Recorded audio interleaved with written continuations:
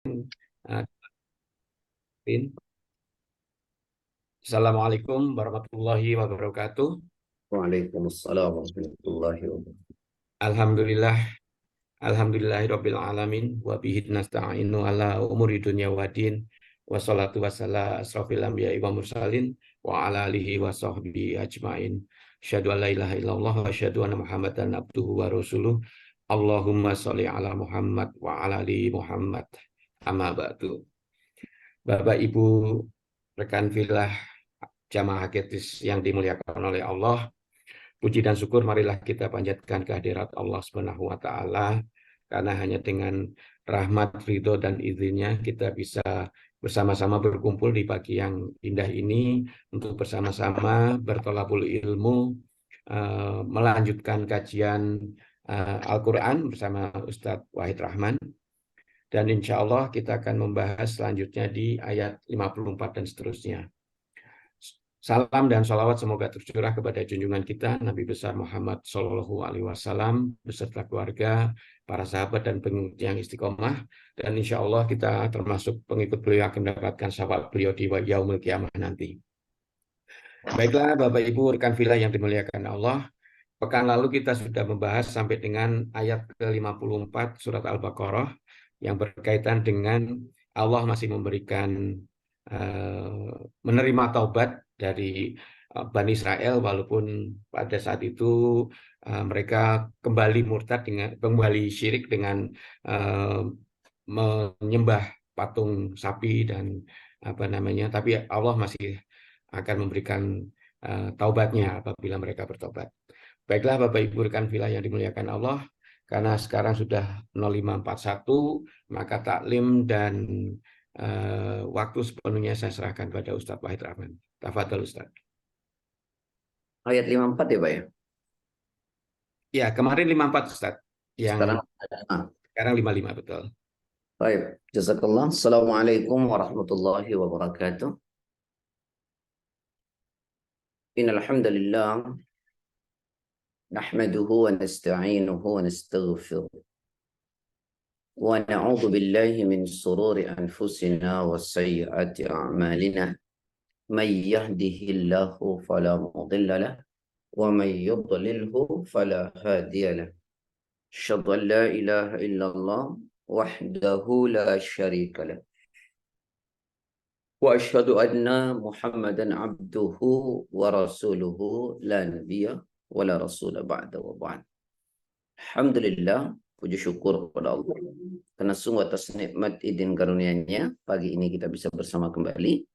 Salawat beserta salam semoga senantiasa tercurah kepada Rasulullah SAW, pada keluarganya, sahabat-sahabatnya, pengikut-pengikutnya, dan tentu kita semua yang mengikutinya. Ikhwani wa akhwati fillah, mari kita bahas ayat 55 sampai 56. A'udzu billahi minasyaitonir rajim. Wa idh qultum ya Musa lan nu'mina laka hatta narallaha jahratan fa akhadhatkumus sa'iqatu wa antum tanzurun. ثم بعثناكم من بعد موتكم لعلكم تشكرون. Pelan-pelan. Dan ingatlah, wa qultum, dan ingatlah ketika kalian berkata, ya Musa, wahai Musa, lan nu'mina, saya tidak akan pernah beriman, lakah kepadamu, hatta sampai narallaha jahratan, ya, melihat Allah dengan terang, ya. Fa akhadhatkumus sa'iqatu, karena itu kalian disambar halilintar, wa antum tandurun, sedangkan kalian menyaksikannya. Tsumma ba'atsnakum, setelah itu kami bangkitkan kalian, min ba'di mautikum, sesudah kalian mati, la'allakum tashkurun, agar kalian semua bersyukur. Ya, baik. Ayat ini sebenarnya menjelaskan, ya, ketika mereka, ya, diajak oleh Nabi Musa, ya, ke Bukit Sinai atau Tur Zina, ya. Ya. Ini banyak penjelasannya nanti menurut beberapa ulama. Ya. Yang pertama saya ingin sampaikan menurut Ibnu Jurayji, ini ulama tafsir, beliau mengatakan bahwa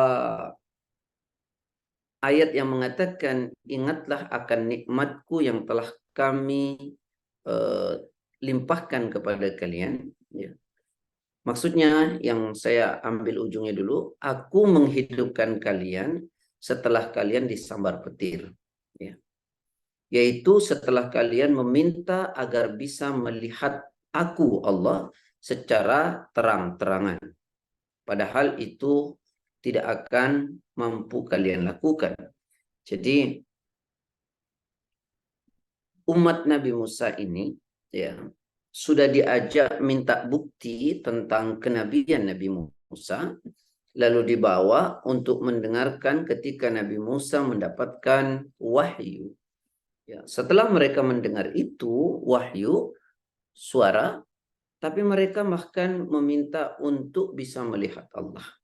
Ya. Nah, ini yang kemudian dijelaskan dalam surat Al-Baqarah ayat 55. Jadi mereka sudah mendengar dan mereka meminta untuk bisa melihat Allah. Nah, di sini tolong digarisbawahi ya. Ada satu hadis yang disampaikan oleh Rasulullah SAW. Tafakkaru fi khalqillah. Wa la tafakkaru fi dzatih. Berpikirlah saja kalian tentang apa yang diciptakan oleh Allah. Jangan pernah kalian berpikir tentang zatnya Allah.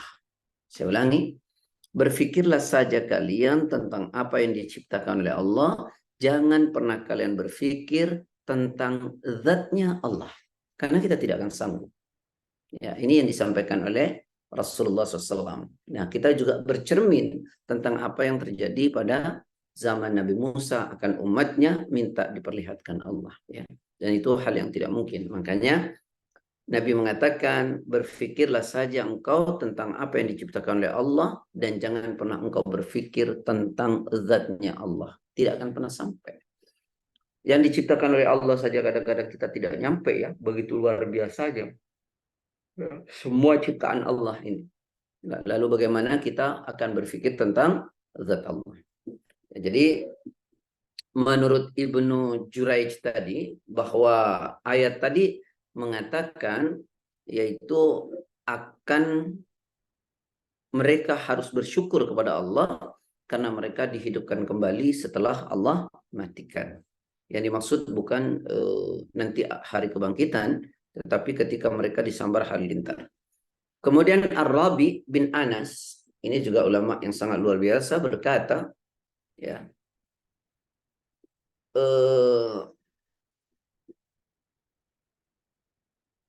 ayat ini menunjukkan bahwa saat itu Nabi Musa mengajak 70 orang pilihan.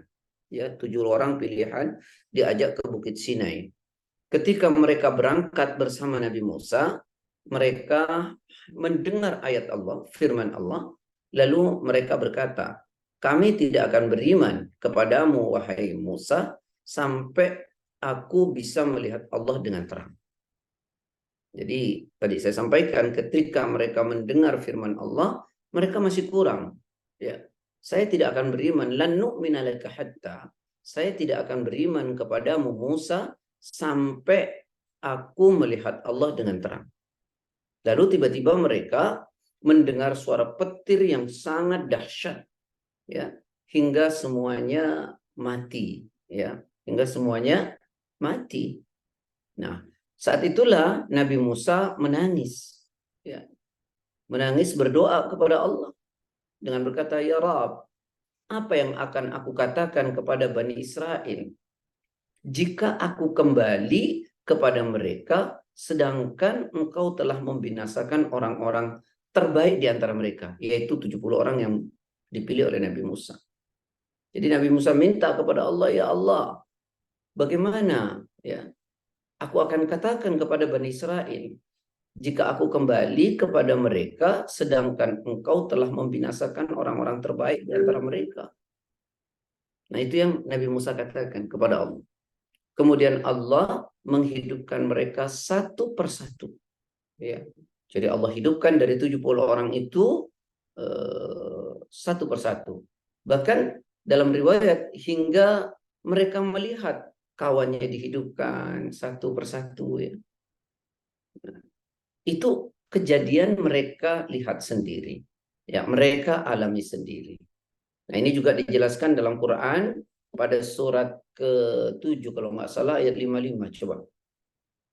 Mohon maaf, surat 7 ayat 155. 55 itu tentang doa.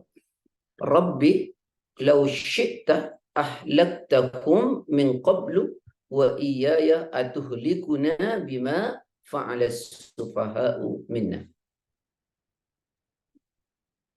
A'udzubillahiminasyaitonirrajim. Dan Musa memilih 70 orang dari kaumnya untuk memohon tobat kepada kami pada waktu yang telah kami tentukan. Ketika mereka ditimpa gempa bumi, Musa berkata, "Ya Tuhanku, jika engkau kehendaki, tentulah engkau binasakan mereka dan aku sebelum ini. Apakah engkau akan membinasakan kami karena perbuatan orang-orang yang kurang berakal di antara kami? Itu hanyalah cobaan darimu. Engkau sesatkan dengan cobaan itu siapa yang engkau kehendaki, dan engkau beri petunjuk kepada siapa yang engkau kehendaki." Nah, ini penjelasan. Ya, ini penjelasan dari ayat tadi surat Al-Baqarah ayat 55 sampai 56. Nah, maka Ar-Rabi bin Anas mengatakan bahwa kematian yang dimaksud di sini ya, yang disebut dalam ayat ini ya, summa ba'atsnakum min ba'di mautikum, kemudian kami bangkitkan dari kematian mereka. Itu bukan hari kebangkitan ya, tapi tadi ketika mereka disambar hari lintar karena mereka minta untuk bisa melihat Allah. Menurut Arabi, kematian itu semata-mata merupakan hukuman ya buat umat Nabi Musa. Kemudian mereka dihidupkan kembali supaya mereka menyelesaikan umur yang telah Allah tentukan. Ya. Ibnu Jarir, ya kita tahu ya Ibnu Jarir, mufassir, beliau meriwayatkan dari Ibnu Ishaq yang mengatakan bahwa ketika Nabi Musa telah kembali kepada kaumnya dan ya melihat mereka sedang menyembah anak lembu, ya, ia mengatakan apa yang telah dikatakan kepada saudaranya yaitu Nabi Harun dan Samiri yang disebut Musa Samiri. Kemudian Nabi Musa membakar berhala anak lembu itu dan kemudian menaburkan abunya ke dalam laut.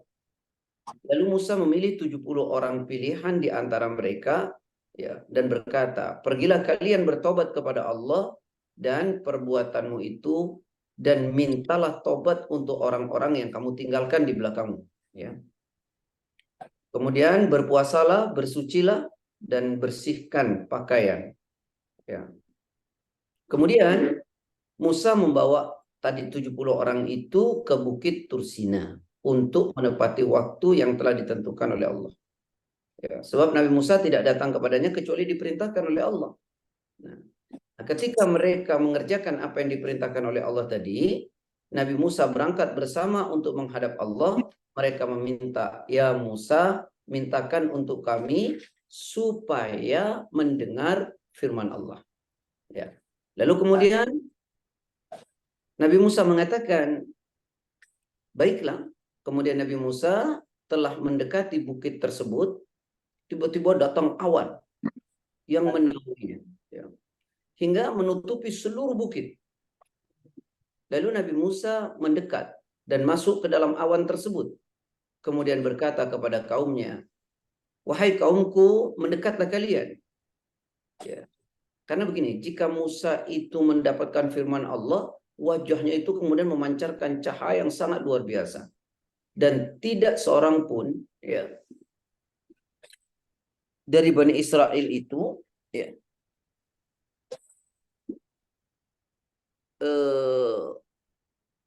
bisa mengikuti Nabi Musa. Nah, kemudian ketika Nabi Musa menerima wahyu itu, orang-orang Bani Israel itu disuruh oleh Nabi Musa, "Ayo mendekat." Nah, ketika mereka mendekat, mendengar firman Allah, ini dalam riwayat yang lain, lalu mereka minta yang lebih. "Saya tidak akan beriman kepadamu Musa sampai engkau bisa memperlihatkan Allah dengan terang kepadaku. Maka disitulah mereka disambar halilintar dan gempa yang sangat luar biasa sehingga mereka semua mati. Nah, saat itulah Nabi Musa meminta kepada Allah, ya Allah, bagaimana saya akan tunjukkan kepada orang-orang yang tidak mengikutinya, ya, agar mereka percaya kepadaku, sedangkan Engkau telah binasakan semua di antara kami. Hanya tinggal sendiri beliau. Ya, maka kemudian Allah menghidupkan satu persatu di antara mereka. Nah, ini adalah bukti kenabian Nabi Musa yang ditunjukkan kepada kaumnya karena kaumnya tidak percaya. Ya.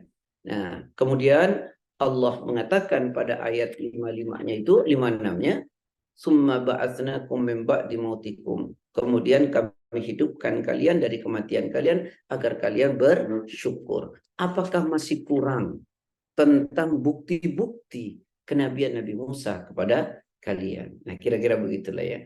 Nah, ayat ini, Ibu, 55 dan 56 ini menjelaskan tentang bukti kenabian Nabi Musa. Namanya alamatun nubuwah. Ya, tentang kenabian Nabi Musa kepada Bani Israel. Ya, saya kira dipahami ini nyambung dengan yang kemarin ya. Cuma ya kadang-kadang manusia ini, walaupun ditunjukkan oleh Allah seberapapun ayat itu, ya kalau nggak percaya ya nggak percaya. Ya, dan tidak bersyukur ya tidak bersyukur gitu ya. Makanya banyak tanda-tanda kebesaran Allah ya, yang ditampakkan kepada kita, di mana karena kesombongan kita ya tidak beriman juga. Sebagaimana Allah firmankan dalam surat ke-7 ayat 146. Sa'asrifu an ayati alladzina yatakabbaruna fil ardi bighairil haqq wa iyaraw kulla ayatin la yu'minu biha wa iyaraw sabila rusydi la yattakhidhuhu sabila wa iyaraw sabila al-ghayyi yattakhidhuhu sabila. Dzalika bi annahum kadzdzabu bi ayatina wa kanu anha ghafilin. Monggo. A'udzubillahi minasyaitonirrajim. Akan aku palingkan dari tanda-tanda kekuasaanku orang-orang yang menyombongkan diri di bumi tanpa alasan yang benar. Kalaupun mereka melihat setiap tanda kekuasaanku, mereka tetap tidak akan beriman kepadanya. Dan jika mereka melihat jalan yang membawa kepada petunjuk, mereka tidak akan menempuhnya. Tetapi jika mereka melihat jalan kesesatan, mereka menempuhnya. Yang demikian adalah karena mereka mendustakan ayat-ayat kami dan mereka selalu lengah terhadapnya. Ya, jadi kisah Nabi Musa dan kaumnya ini mesti jadi pelajaran. Kita harus mengambil ibrah. Ibrah dari kisah tentang Nabi Musa dan kaumnya Bani Israel. Ya, jadi kadang-kadang sehebat apapun bukti-bukti yang Allah berikan kepada kita agar kita menyadari, ya, itu pun tidak berefek apa-apa. Ya, kalau kemudian hati kita sudah kelam, kemudian kesombongan ada pada diri kita. Bukti apapun yang Allah berikan kepada kita, ya nggak bakal beriman. Jangankan bukti ayat Quran yang disampaikan, bahkan bukti fenomena ya, yang Allah berikan dari tanda-tanda alam ini juga nggak berguna. Makanya Allah katakan, aku akan palingkan, ya, aku akan palingkan orang-orang yang menyombongkan dirinya di muka bumi ini tanpa alasan yang benar. Dipalingkan dari apa? Dari tanda-tanda kebesaran Allah.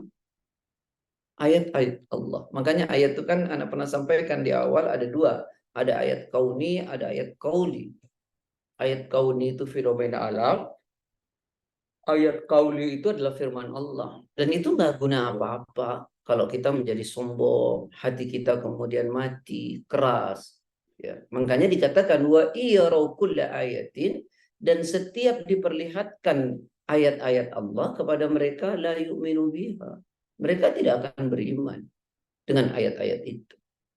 Wa iyaraw sabila rusydi la yattakhidhuhu sabila. Kalau ditunjukkan jalan kebenaran, mereka nggak mau. Wa iyaraw sabilal ghayyi yattakhidhuhu sabila. Dan ketika diperlihatkan jalan kesesatan, mereka senang sekali menempuhnya. Ya, kalau kepada Nabi Musa dan kaumnya ditunjukkan hal yang sangat seperti ini, ya, nyata di depan mereka sampai mereka dimatikan lalu dihidupkan kembali, ya. Kepada kita juga banyak sekali tanda-tanda alam yang diperlihatkan. Ini jadi ibrah, kemudian tanda-tanda alam mesti kita pahami. Contoh kenapa ini terjadi, kenapa ini terjadi. Bahkan Allah mengatakan kan dalam ayat ini kuberikan kepada kalian sebagai cobaan agar kalian tuh mau kembali kepada Allah. Contohnya surat 30 ayat 41.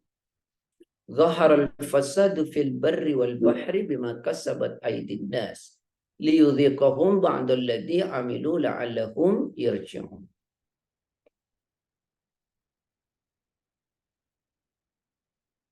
Monggo. A'udzubillahiminasyaitonirrajim.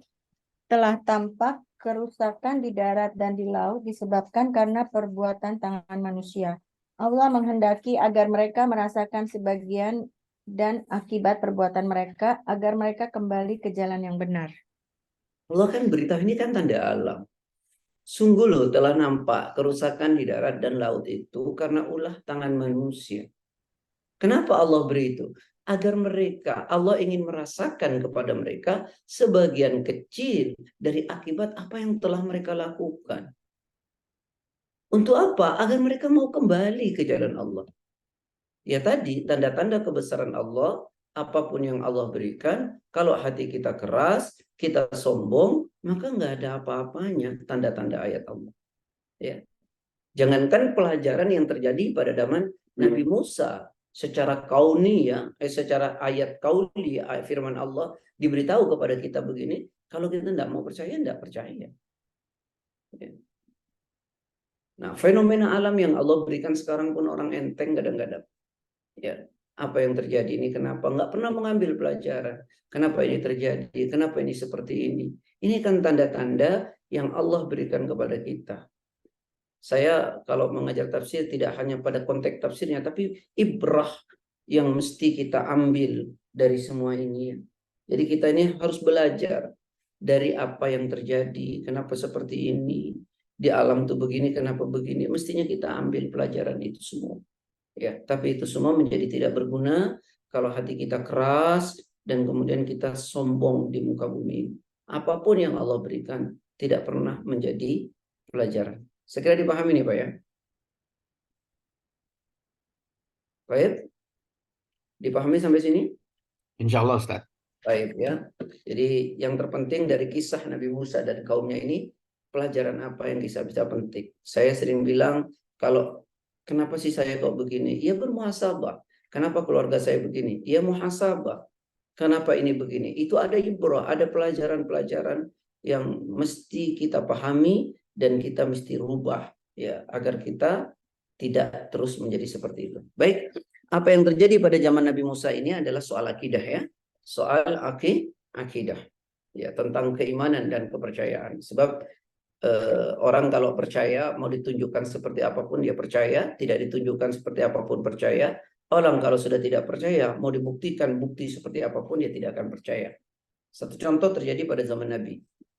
Ketika Nabi pasca Isra Mi'raj, ya, setelah Isra Mi'raj Nabi bercerita kepada orang-orang Arab. Lalu Nabi dikatakan orang gila. Ya. Saat Nabi bercerita Abu Bakar tidak ada. Lalu keesokan harinya sahabat cerita kepada Abu Bakar. Abu Bakar mengatakan, andaikan Rasulullah bercerita lebih dari itu, maka saya percaya. Andaikan Rasulullah bercerita lebih dari itu, maka saya percaya. Nah ini soal keimanan. Kalau sudah percaya, selesai. Kalau tidak percaya, tidak bisa. Nah makanya perkara gaib, ya perkara gaib semacam ini, kita nggak usah pakai akal. Cukup percaya saja. Ya. Karena di dalam Al-Quran itu kan ada dua. Ada yang sifatnya metafisik, ya, atau gaib, ada yang sifatnya fisik, dohir. Kalau yang sifatnya dohir, alatnya itu pakai akal. Sasarannya itu alam nyata. Kebenarannya mesti diriset. Hasilnya jadi ilmu pengetahuan. Ya. Tapi kalau yang sifatnya gaib, alatnya nggak bisa pakai akal, tapi pakai hati. Karena kebenarannya alam transendental, alam gaib. Kebenarannya tidak perlu diriset, cukup dipercaya. Hasilnya apa? Iman. Bukan ilmu pengetahuan, tapi iman. Saya ulangi ya. Dalam Quran itu ada yang sifatnya fisik, dohir, ya, maka itu alatnya pakai akal. Ya. sasarannya karena alam nyata. Kebenarannya perlu diriset. Hasilnya jadi ilmu pengetahuan. Tapi kalau yang sifatnya gaib, alatnya cukup pakai akal, tidak boleh, tapi pakai hati. Karena kebenarannya adalah karena sasarannya alam gaib. Dan kebenarannya tidak perlu diriset, karena itu nggak mungkin bisa. Tapi dipercaya. Hasilnya apa?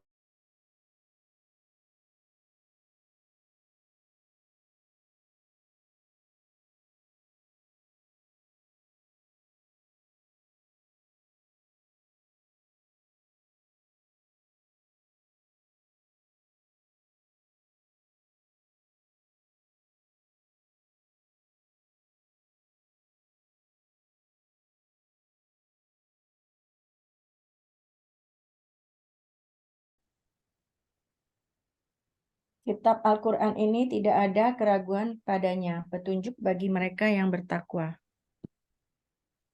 Terus, yaitu mereka yang beriman kepada yang gaib, melaksanakan sholat, dan menginfakkan sebagian rezeki yang kami berikan kepada mereka. ketika Allah bicara, mereka adalah orang yang beriman kepada yang gaib. Jadi yang gaib itu ya diimani saja, ya dipercaya saja, ya nggak perlu, nggak logis, lalu kemudian nanti harus diriset, nggak bisa. Sama tentang zat Allah, itu kan perkara gaib yang kita tidak mungkin, ya.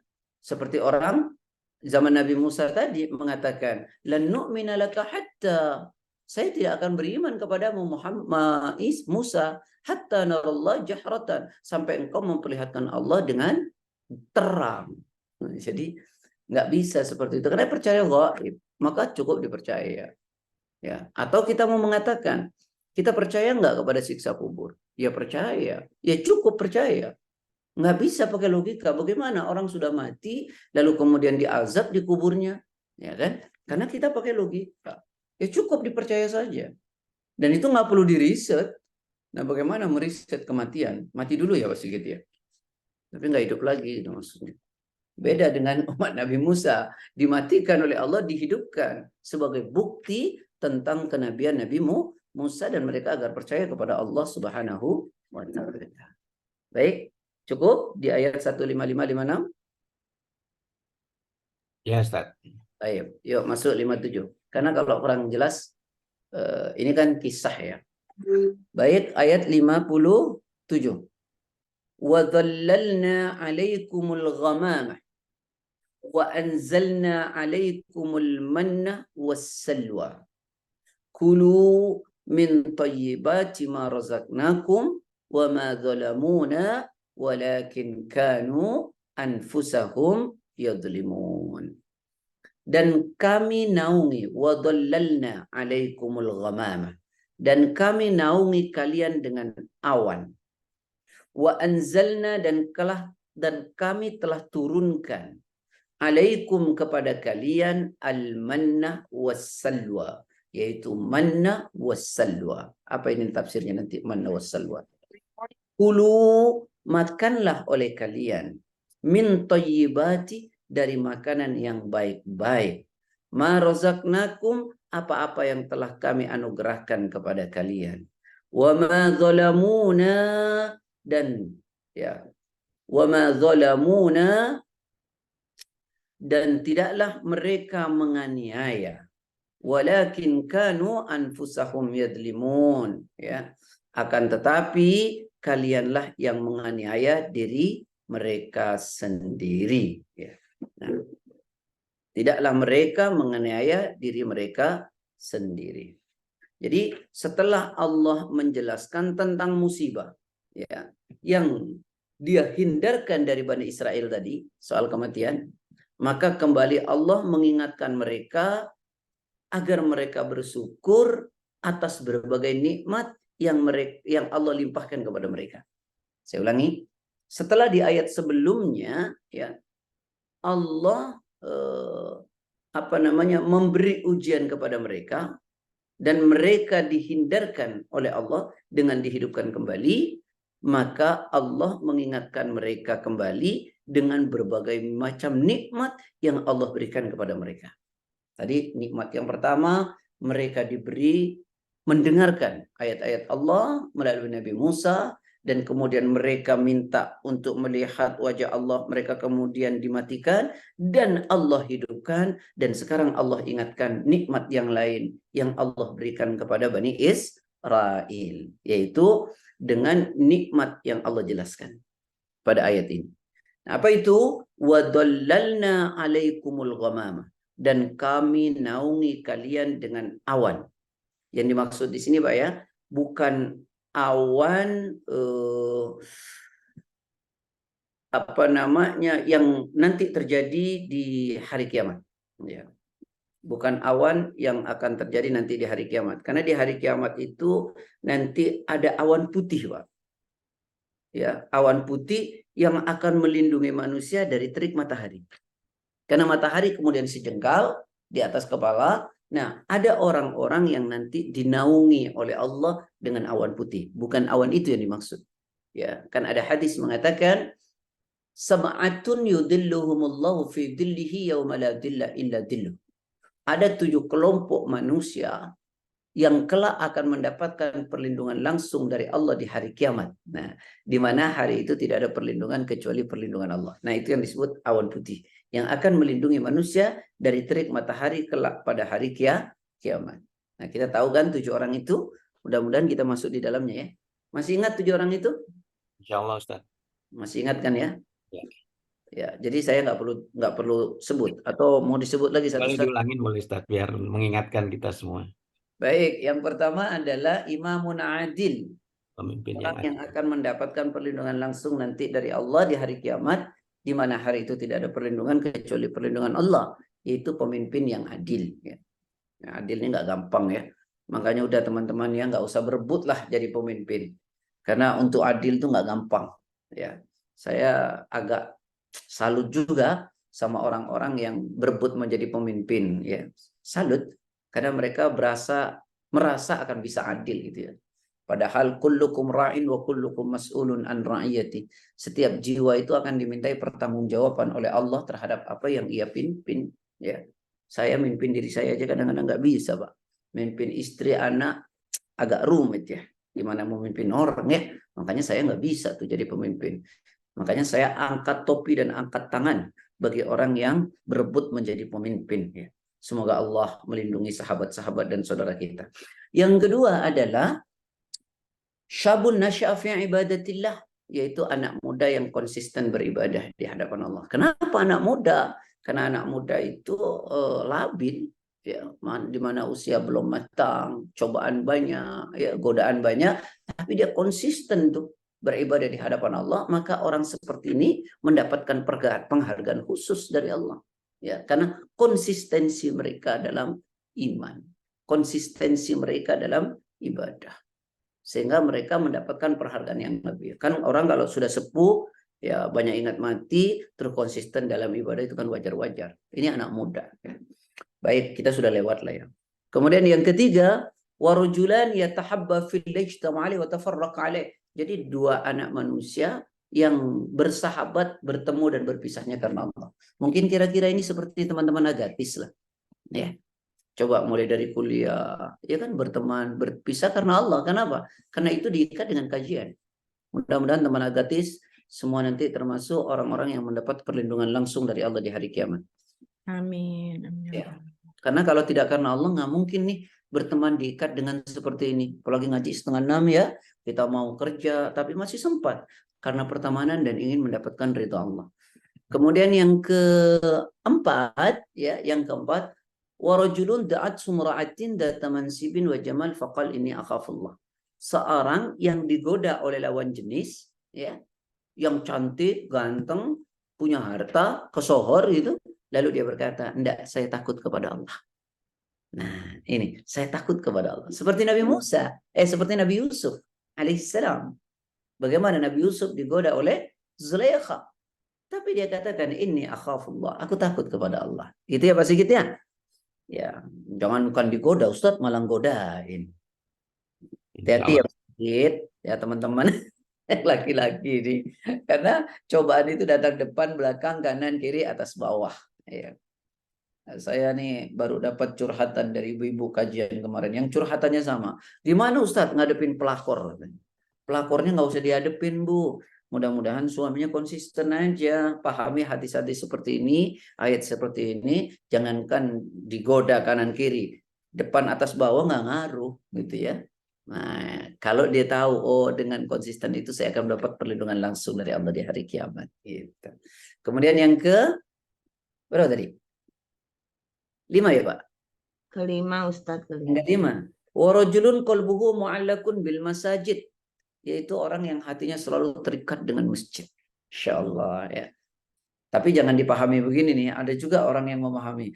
Hatinya mah fisiknya mah di mana aja Pak Ustadz. Yang penting hatinya terikat dengan masjid. Enggak gitu. Ya fisiknya ya ke masjid gitu ya. Jangan hatinya aja ya. Ya artinya dia memakmurkan masjid ya. Setiap sholatnya dia ke masjid bagi yang laki-laki. Yang perempuan ya di rumah. Gitu ya. Nah, jadi orang yang hatinya senantiasa terikat dengan masjid. Karena orang yang memakmurkan masjid itu hanya orang-orang yang beriman. Orang nggak beriman itu nggak mungkin memakmurkan masjid. Innama ya'muru masajidallah man amana billah. Kemudian yang keenam, warajulun dzakarallah khalian fafadat ainah. Yang keenam adalah orang yang senantiasa mengingat Allah, orang yang senantiasa mengingat Allah seraya dia melinangkan air matanya. Ya. Jadi terus menerus mengingat Allah dan dia melinangkan air matanya. Itu di saat sunyi ya, di saat sunyi. Kemudian yang terakhir adalah orang yang bersedekah dengan tangan kanannya di mana tangan kirinya tidak tahu. Baik, saya ulangi, yang dimaksud awan di sini ya, yang menaungi orang-orang Bani Israel itu bukan yang dimaksud adalah awan putih yang melindungi manusia kelak dari terik matahari di hari kiamat. Kemudian pemahaman yang kedua, menurut Al-Hasan dan Qatadah mengatakan bahwa hal itu yang ayat tadi ya terjadi di padang pasir. Ya, mereka diberi naungan agar terhindar dari terik matahari. Itu yang yang diberikan oleh Allah kenikmatan kepada Bani Israel ketika mereka berada di tengah gurun yang sangat terik, padang pasir yang sangat terik, maka Allah menaungi mereka dengan awan. Itu kenikmatan yang Allah berikan. Ini agak intermezzo sedikit ya teman-teman sekalian. Saya itu pernah membaca riwayat cerita sufi lah ya. Cerita sufi. Ya bisa dipercaya bisa tidak, tapi bisa diambil pelajaran lah. Cerita sufi. Jadi ada seorang tukang sapu ya, Kanis namanya. Ada seorang tukang sapu, dia sedang menyapu di tengah terik matahari. Lalu tiba-tiba ada ustadz lewat. Ustadznya kenal sama tukang sapu. Dia ditanya. Kata tukang sapunya ngeluh sama ustadz. Ustadz, panas betul ya Pak Ustadz. Kata Pak Ustadznya iya. Lalu ustadznya bilang, banyak berdoalah kepada Allah. Semoga Allah memberi naungan, katanya. Nah, dia sedang menyapu gitu. Kata ustadznya, banyak berdoa kepada Allah. Semoga Allah memberi naungan. Lalu tukang sapunya tuh bilang begini, saya nggak bisa doa Pak Ustadz. Gimana Pak Ustadz doain? Nanti saya yang amin. Ustadznya suruh doain, dianya amin. Lalu Ustadznya doa tuh, pakai bahasa Arab lah. Si tukang sapu ini amin aja Pak. Dia dengan khusyuk dia amin. Akhirnya ternyata Pak dinaungi oleh awan. Pulanglah berdua si tukang sapu sama Ustadz ini. Nah ketika tukang sapunya mau ke kiri, Ustadznya mau ke kanan, nangis tukang sapunya. Tanya sama ustadznya, kenapa kau nangis? Ya Ustadz, saya kan mau ke kiri, Ustadz mau ke kanan. Nanti awannya ikut Ustadz, kan Ustadz yang doa. Sudahlah ustadznya ke kanan, tukang sapunya ke kiri. Ternyata awannya ikut tukang sapu, Pak. Tidak ikut Ustadz. Kenapa? Ustadznya cuma pinter doa di mulut.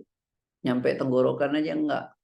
Si tukang sapu walaupun enggak ngerti, dia amin, tahu tujuannya pengen awan, pengen adem, dia khusyuk dalam hatinya. Nah, jadi saya ingin bilang bahwa dikabulnya doa itu bukan karena kepintaran seseorang dalam agama, tapi karena kejernihan hatinya dalam berdoa kepada Allah. Ya, begitu. Makanya pernah dengar nggak Nabi siapa namanya sahabat Ali dan Utsman ya, diminta kalau ketemu nanti dengan anak muda berasal dari Yaman, Rasulullah bilang mintalah doa kepada mereka. kepadanya maksudnya, bukan pada mereka. Dan ternyata yang dimintain doa itu siapa? Uwais Al-Qarni, anak muda miskin berasal dari Yaman, punya orang tua yang lumpuh. Tapi karena pengabdiannya kepada orang tuanya, sehingga doa anak ini diterima. Kurang hebat apa Utsman? Kurang hebat apa Ali? Ya, sahabat Nabi, ibadahnya bagus, tapi disuruh minta doa kepada siapa? Seorang anak muda berasal dari Yaman yang miskin, tapi karena kepatuhannya kepada orang tuanya, namanya Uwais Al-Qarni. Tuh. Makanya kita ini kalau doa mau diterima, kita punya amal-amal yang diandalkan di hadapan Allah. Baik ya. Jadi yang dimaksud menurut Al-Hasan dan Al-Qatadah mengatakan bahwa hal itu maksudnya awan tadi itu ya terjadi di padang pasir. Mereka diberi naungan agar terhindar dari terik matahari. Nah, ini nikmat yang diberikan kepada Bani Israel ya. Menurut Mujahid mengatakan bahwa awan dalam ayat tadi bukanlah awan yang disebutkan oleh Allah akan tiba bersama Allah dan para malaikat kelak di hari kiamat yang tadi saya sudah jelaskan ya. Atau yang akan tiba bersama malaikat ketika perang Badar. Tahu kan kisah tentang perang Badar di mana Allah datangkan awan? Ya sudahlah, cerita itu sudah masyhur. Melainkan awan khusus buat siapa? Buat mereka Bani Israel yang Allah berikan untuk menaungi mereka dari terik matahari saat mereka berada di bumi. Kemudian Ibnu Abbas mengatakan bahwa awan itu menaungi mereka selama mereka di padang pasir. Ya, ini nikmat kedua. Setelah mereka diselamatkan, dihidupkan, lalu Allah berikan awan untuk menaungi mereka dari terik matahari. Lalu nikmat ketiga, wa anzalna alaikumul manna wassalwa, ayat 57 tadi, dan kami turunkan kepada mereka ya apa itu al-mannah, dan wa anzalna alaikum, dan telah kami turunkan alaikum kepada kalian Bani Israel al-mannah, yaitu manna. Apa manna? Ya. Menurut sebagian ulama, manna itu sejenis getah yang bisa dimakan, menetes dari pohon. Lalu mereka mengambilnya dan memakannya sesukanya. Itu pendapat pertama. Menurut As-Sadi, bahwa Bani Israel itu saat itu bertanya, bagaimana kami bisa hidup ya di sini tanpa makanan di gurun itu? Maka Allah menurunkan manna. Ya, manna. Ya, manna itu adalah sejenis makanan.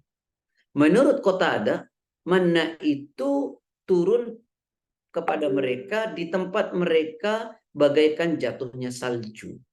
Ya. Lebih putih daripada susu dan lebih manis ketimbang madu. Ya. Dan turunnya itu mulai dari fajar hingga terbit matahari. Ya. Setiap orang bisa mengambil secukupnya untuk sehari itu. Ya. Karena jika lebih sehari maka rusak. Nah, sedangkan menurut Abdurrahman bin Aslam mengatakan bahwa manna itu adalah madu. Ini ulama berbeda pendapat, yang jelas bahwa manna itu adalah makanan yang Allah berikan kepada mereka saat mereka berada di tengah gurun pasir. Karena mereka mengatakan kami akan makan apa? Ya, Allah turunkan manna.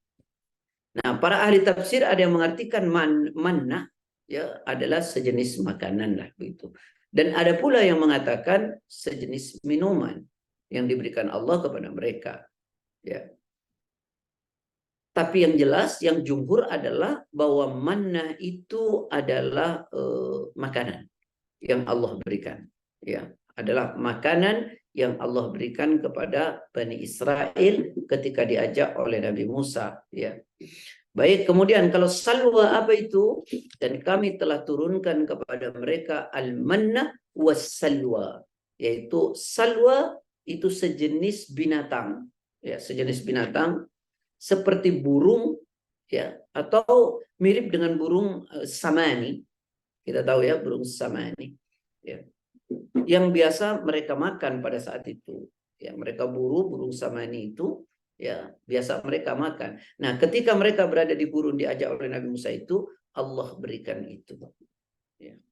Bahkan Qatadah mengatakan Salwa adalah sejenis burung yang berbulu merah yang didatangkan oleh angin oleh Allah. Setiap orang menyembelih secukupnya untuk hari itu. Karena jika lebih dari sehari maka dia akan rusak. Nah, sementara As-Sa'di mengatakan ketika Bani Israel telah berada di padang pasir, mereka bertanya kepada Nabi Musa, "Mana Musa makanan untuk kami?" Maka Allah menurunkan mannah wassalwa tadi yang diturunkan oleh Allah ya kepada mereka. Sedangkan salwa adalah sejenis burung mirip dengan burung samani, tetapi lebih besar sedikit dari burung samani. Dan mereka menangkapnya, kalau kecil mereka lepas lagi, kalau besar mereka potong. Nah, ini anugerah yang Allah berikan. Lalu setelah itu Allah menjelaskan ayat selanjutnya itu, ya, kulu min thayyibati, ayat 57 tadi Al-Baqarah, kulu kalau begitu makanlah oleh kalian min thayyibati dari yang baik-baik, ma razaqnakum apa-apa yang telah kami anugerahkan kepada kalian. Ya. Jadi makanlah dari makanan yang baik-baik yang telah kami berikan kepada kalian. Perintah makan dalam ayat ini mengandung makna ibahah. Ibahah itu boleh, ya. Arahan dan bukan perintah wajib. Ya, karena tidak semua perintah dalam Quran itu menunjukkan wajib. Ada perintah itu menunjukkan wajib, ada perintah menunjukkan ibahah. Sama dengan larangan. Tidak semua larangan itu menunjukkan haram. Ada larangan yang haram, ada larangan yang makruh. Nah, ini kita harus tahu nih. Kadang-kadang kita merasa ini perintah seolah-olah wajib. Belum tentu. Karena perintah itu ada yang menunjukkan sunnah. Ya, contoh. Misalnya Nabi mengatakan sallu ya ba'da ghurubisy syams. Ya, sallu ba'da ghurubisy syams. Liman syaa. Nabi 3 kali mengatakan, salatlah kalian 2 rakaat setelah matahari tenggelam. Lalu Nabi mengatakan lagi, salatlah kalian 2 rakaat setelah matahari tenggelam. Lalu yang ketiga Nabi mengatakan, lakukanlah bagi siapa yang mau. Itu yang dimaksud apa? Qobliyah maghrib. Nah, itu perintah, tapi tidak menunjukkan wajib. Ya, sunnah. Sunnahnya pun ghairu muakkadah. Sunnah yang tidak terlalu ditekankan. Jadi sekali lagi teman-teman, jangan nanti teman-teman membaca perintah dalam hadis dan dalam Quran seolah-olah menunjukkan wajib. Enggak, walaupun kita ya kerjain aja, pasti nilainya terbaik, tapi tidak selalu menunjukkan wajib. Karena kalau menunjukkan wajib harus, ya. Tapi ada yang menunjukkan ibahah. Ibahah itu sunnah. Atau sama misalnya, amarona Rasulullah sallallahu alaihi wasallam an nasuma min asy-syahri 3 ayyam.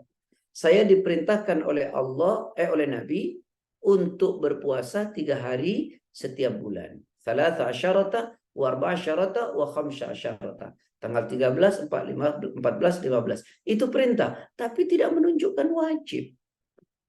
Akan tetapi menunjukkan ibahah. Sunnah. Sama nih, ya. Nah, kata kulu min thayyibati ma razaqnakum, makanlah oleh kalian dari yang baik-baik apa yang telah kami anugerahkan kepada kalian. Menurut tafsir Ibnu Katsir, Imam Ibnu Katsir mengatakan kata perintahnya ini menunjukkan ibahah, bukan menunjukkan wajib. Ya, jadi makan yang baik-baik apa yang telah kami anugerahkan.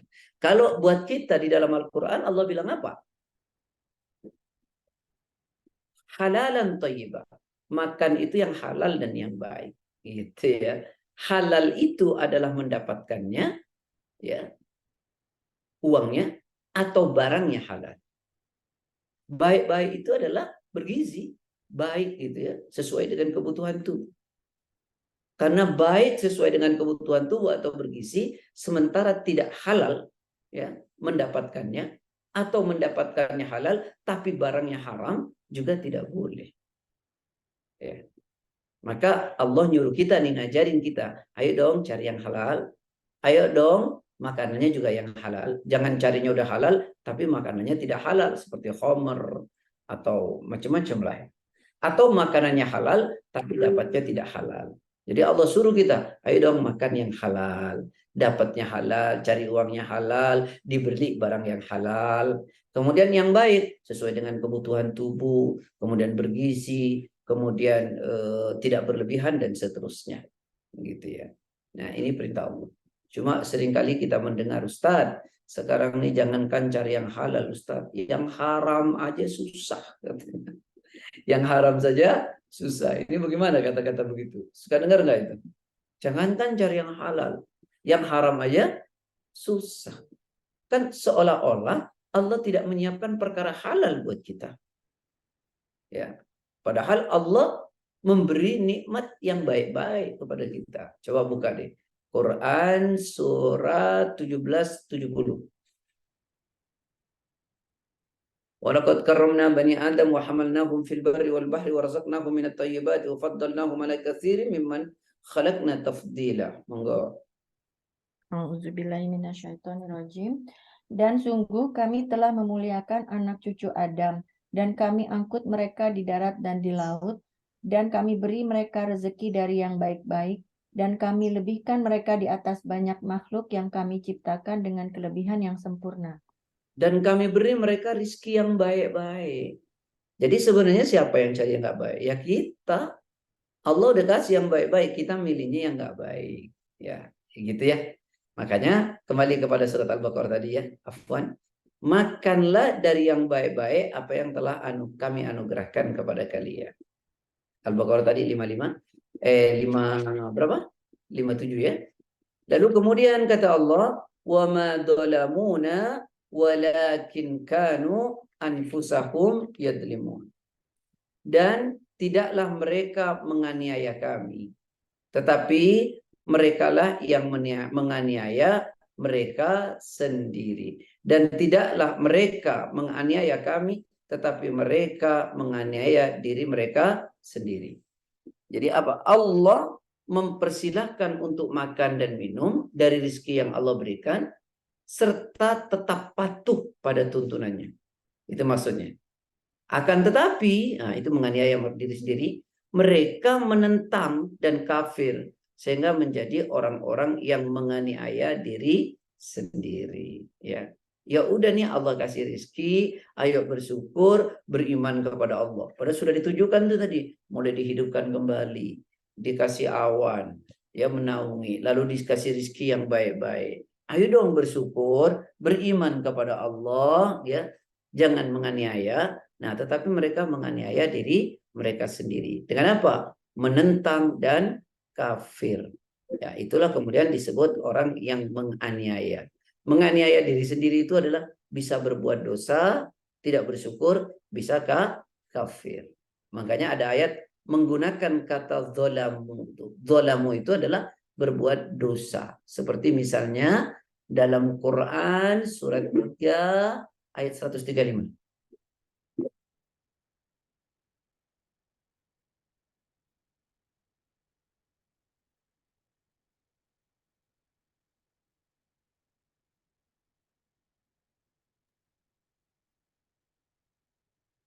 Ya. Walladzina idza fa'alu fahishatan nih au dolamu, menganiaya anfusahum, diri mereka sendiri, dzakarallah fastaghfaru lidzunubihim. Ya, dan orang-orang yang apabila berbuat keji au dolamu anfusahum, menganiaya diri mereka sendiri, ya, berbuat dosa, ya, atau apa saja ya. Seperti tadi dikatakan dalam ayat ini, mereka tetap kafir, ya. Jadi kata dolamu itu kadang-kadang dimaknai dosa, kadang-kadang dimaknai syirik, kadang-kadang dimaknai kafir, menganiaya diri sendiri. Atau yang dimaknai syirik misalnya pada Quran surat ke-6 ayat 82.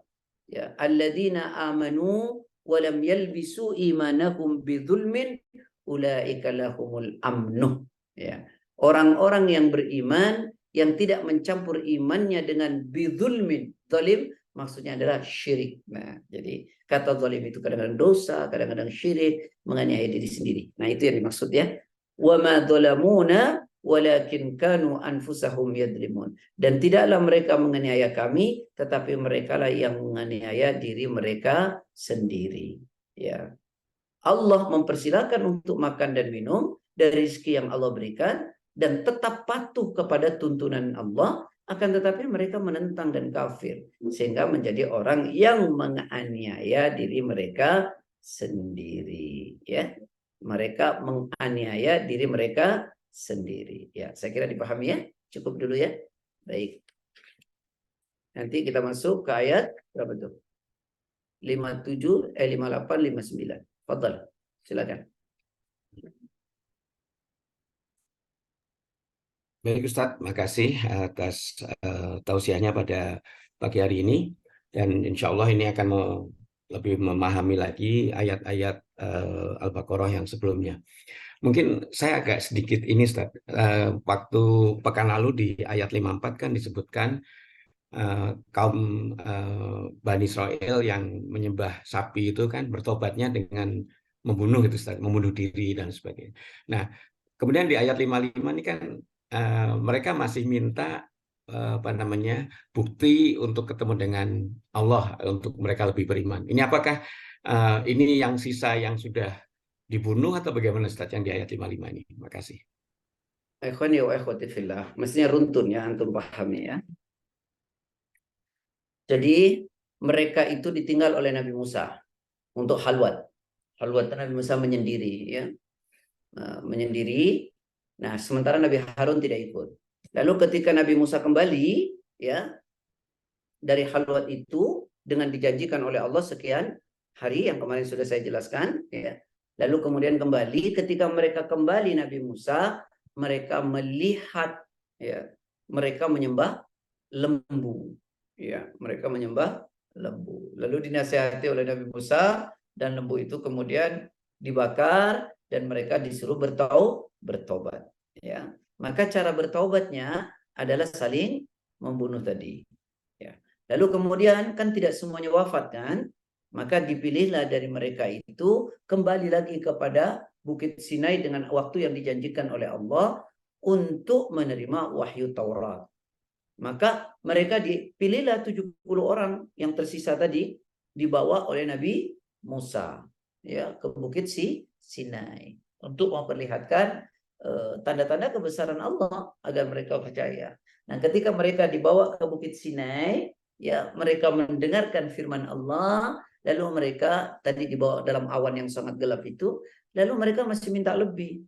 Saya tetap tidak akan beriman kepadanya sampai engkau memperlihatkan Allah kepadaku. Maka mereka disambar halilintar dan gempa yang sangat besar dan mereka kemudian dihidupkan kembali dimatikan. Lalu kemudian Nabi Musa meminta kepada Allah dan kemudian dihidupkan kembali. Runtunnya begitu, Pak. Wallahu a'lam. Ya. Jadi memang Bani Israel dari dulunya udah ngeyelan Ustaz lihat ceritanya. Ya. Saya mau bilang begitu kok rasanya nggak enak ya Pak ya. Karena Quran kan dalam surat yang lain.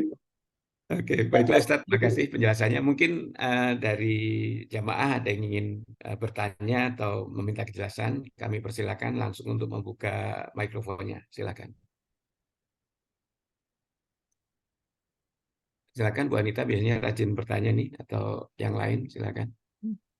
Enggak sih, kalau yang ini udah alhamdulillah udah cukup jelas. Sebenarnya saya mau tanya Ustadz kalau boleh yang agak sedikit beda. Boleh nggak Ustadz? Boleh Bun. Silakan, Masa silakan. boleh Bun? Kalau bisa dijawab, kalau nggak bisa ya nggak bisa, nanti PR. Iya mungkin ini aja Ustadz agak sedikit penasaran ya. Maksudnya gimana sih kita harus memaknai perbedaan antara perintah Allah kepada Nabi Muhammad untuk berhijrah ketika dari Makkah ke Madinah ketika sudah dalam keadaan sangat terzalimi, tapi di sisi sebaliknya untuk rakyat Palestina itu mereka bertahan karena kalau mereka meninggalkan negerinya mereka termasuk orang-orang yang merugi. Jadi kan di sini seperti tidak konsisten ya. Itu bagaimana ya Ustadz penjelasannya? Allah Bun, tidak konsisten, repot nih Bun. Saya yakin. Bagaimana kita memaknai itu, pengen tahu penjelasannya. Canda Bun. Jangan terlalu ini pagi-pagi ngantuk nih Bun. Mungkin Ibu pernah dengar ceramah kita disuruh hijrah kan gitu ya.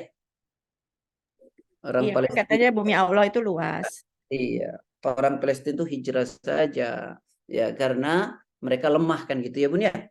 Nah, saya bisa memberikan beberapa dalil untuk saya tidak menyalahkan pendapat yang mengatakan misalnya ini lemah hijrah saja. Dan kita nggak usah ngelawan. Lalu dalil yang dipakai dalil apa? Dalil karena Nabi hijrah kan dari Mekah ke Madinah karena dalam keadaan lemah. Kok saya ingin berargumentasi dengan berbagai macam dalil bahwa dalil itu kurang tepat lah Bun. Jadi begini, Nabi itu hijrah tidak melawan di Mekah kan? Itu bukan persoalan karena lemah. Kenapa? Karena kalau persoalannya lemah, Bun, emang ada di mana peperangan umat Islam tidak lemah? Coba kita hitung, mulai dari perang Badar, umat Islam berapa? Pada perang Badar? 300. 300. 300. Lawan 1000. Apakah lemah atau tidak lemah? Menang tuh umat Islam.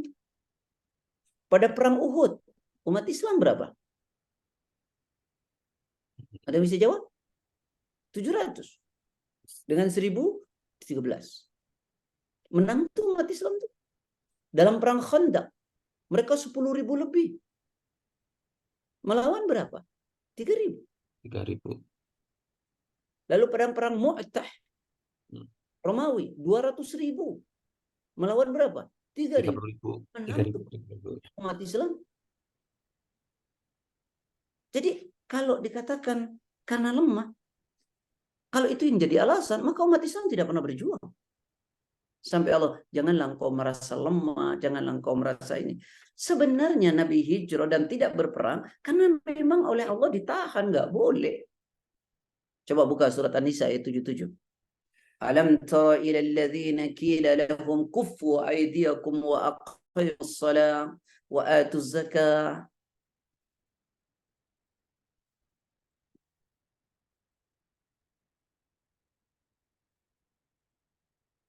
Coba baca.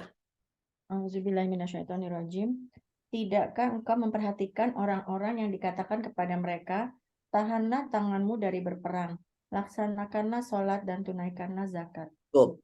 Jadi memang Allah menahan, tidak ada perintah. Ya, tidak ada perintah untuk berperang dan kemudian Allah memerintahkan untuk hijrah. Itu satu. Kemudian terjadi peperangan tadi, tetap dalam keadaan umat Islam tidak dalam keadaan yang secara memadai persenjataan dan jumlah kuantitas banyak. Tidak. Tapi karena sudah diizinkan oleh Allah untuk berperang. Buka Quran. Surat apa itu? Al-Hajj kalau nggak salah ya. Ayat 39. Surat 22. Udhina lilladzina yuqataluna biannahum dulimu wa innallaha ala nasrihim laqadir. Auzubillahiminasyaitonirrajim. Diizinkan berperang bagi orang-orang yang diperangi, karena sesungguhnya mereka dizolimi, dan sungguh Allah Maha Kuasa menolong mereka itu. Ketika izin sudah ada, perintah sudah ada, mereka berperang. Kalau kita belajar fikih jihad, jihad itu ada yang defend, ada yang offend. Kalau mereka bertahan, mereka diserang, ya mau enggak mau harus melawan. Gitu ya. Nah, sekarang pertanyaannya, kalau hijrah kemana? Emang ada tuh negeri Islam yang mau menampung? Nah, sekarang tuh persoalannya bukan soal lemah atau tidak, soal keberpihakan negeri-negeri Islam kepada Palestina. Dan ingat, sahabat Umar pernah berbilang, saya tidak berperang, kami tidak berperang karena jumlah. Tapi kami berperang karena perintah. Tuh. Itu ya Bun ya. Jadi, afwan, saya agak tidak sepakat tuh yang dengan kata, ya sudah hijrah saja.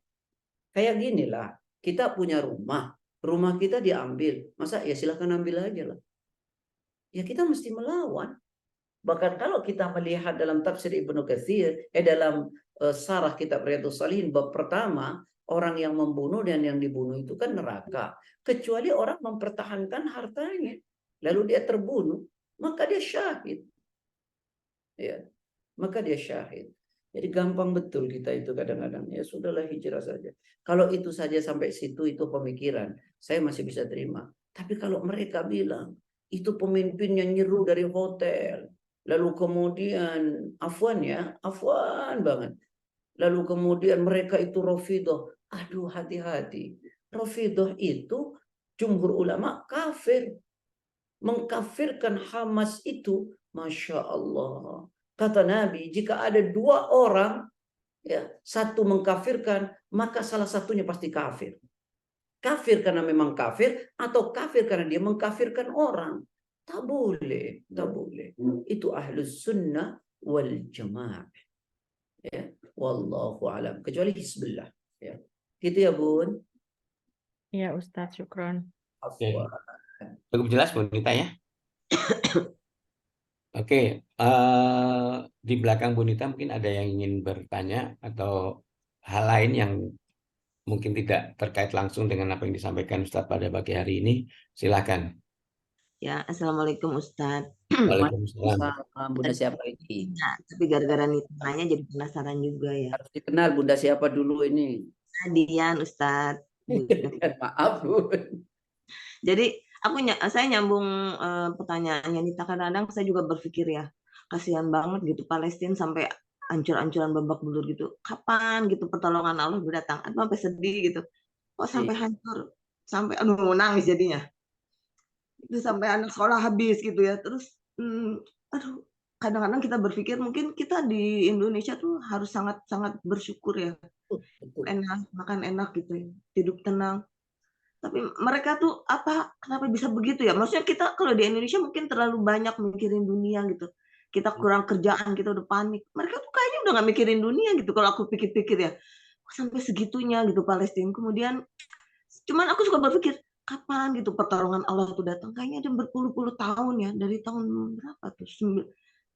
1900-an tuh mereka udah kayak seperti itu. Kapan gitu? Sampai saya berpikir gitu loh Ustaz. Ada yang salah barangkali ya dengan pemikiran saya. Sampai ya Allah kasihan banget gitu saya ngelihatnya tuh gimana gitu. Gimana menurut Ustaz?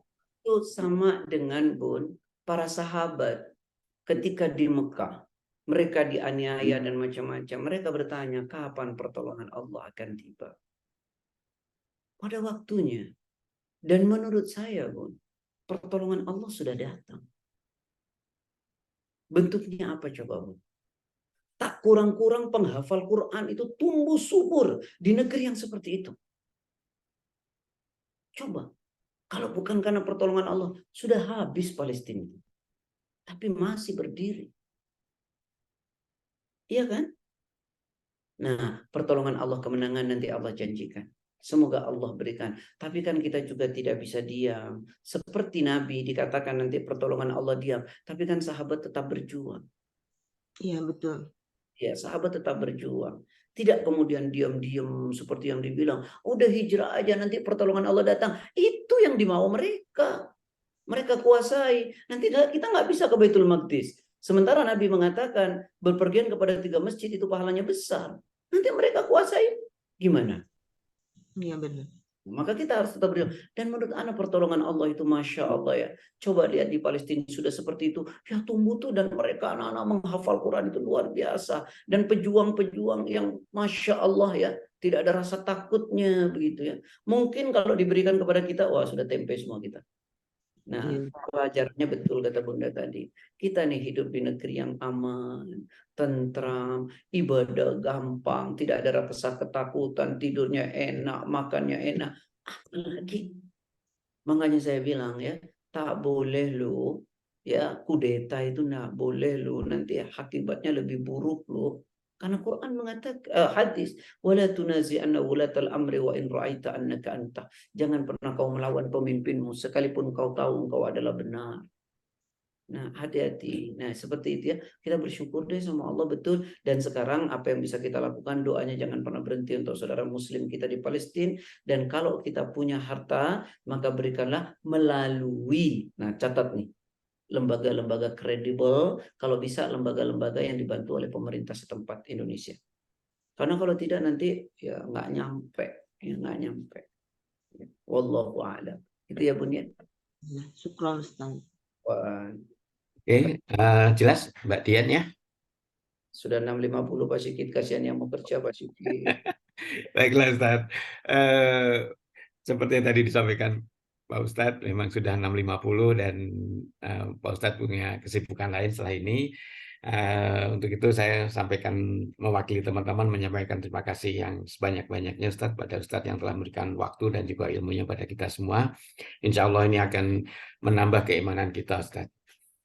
Kemudian saya juga sampaikan terima kasih pada Bu Nani yang sempat melempar hostnya ke saya di tengah-tengah sedang transit di Brisbane. Kemudian juga pada Om Ariesta yang sudah menayangkan Al-Quran dan merekam kajian ini, juga pada Bu Wanita yang sudah membacakan ayat Quran, dan kepada Mbak Dasa yang insya Allah akan segera menayangkan catatan ringkasan kajian kita pada hari ini. Baiklah, kami mohon maaf apabila dalam pelaksananya ada yang tidak berkenan. Baiklah, kita tutup dengan bersama-sama membaca doa kafaratul majelis.